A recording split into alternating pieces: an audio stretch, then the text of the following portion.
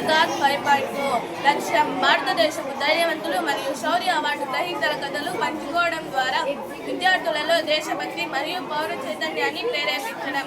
ఒక సైనికుని జీవితం అంటే కుటుంబం నుంచి దూరంగా ఉండడం మరియు కఠినమైన జీవన పరిస్థితులను ఎదుర్కోవడం. కొంతమంది సైనికులు హిమాలయాల్లో మన దేశం కోసం పోరాడుతుంటారు. వాళ్ళు ఆ చలికి ఆ మంచుకు తట్టుకొని ఉంటారు. అదే మనం ఆ పరిస్థితుల్లో అక్కడ ఉంటే 5 సెకండ్లకే చనిపోతాము. మరికొందరు సైనికులు ఎడారి ప్రాంతాల్లో కదలకుండా నిలబడతారు. మనం అక్కడ అలా ఉంటే కళ్ళు తిరిగి పడిపోతాము. సైనికునికి ఒక క్షణం కూడా విశ్రాంతి ఉండదు. వాళ్లకు పరిగే విశ్రాంతి. అలా కష్టపడిన ఒక సైనికుని గురించే నేను చెప్పబోతున్నాను. ఆయన మన దేశం కోసం చాలా సేవ చేశారు. మన దేశం కోసం తన ప్రాణాలనే అర్పించారు. ఆయన ఎవరో కాదు, మన ముకుంద్ వరదరాజన్ గారు.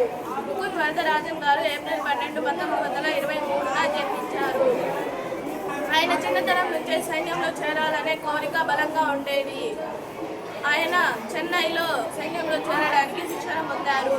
ఆఫీసర్స్ ట్రైనింగ్ అకాడమీ ద్వారా సైన్యంలో చేరారు. ఆయన సైన్యంలో చేరడానికి ముందు ఇందు రెబెక్కా వర్గీస్ను పెళ్లి చేసుకున్నారు. ఆయనకు ఒక కూతురు కూడా ఉంది. 2014లో జమ్మూ అండ్ కాశ్మీర్లో ఆపరేషన్కు వెళ్లి ఉగ్రవాద దాడిలో తీవ్ర గాయాలతో మరణించారు. ఆయన మరణానంతరం అత్యున్నత వీరత్వమైన అశోక చక్ర ఇవ్వబడింది. అశోక చక్ర అంటే భారతదేశ శాంతికాల అత్యున్నత శౌర్య పురస్కారం. Thank you.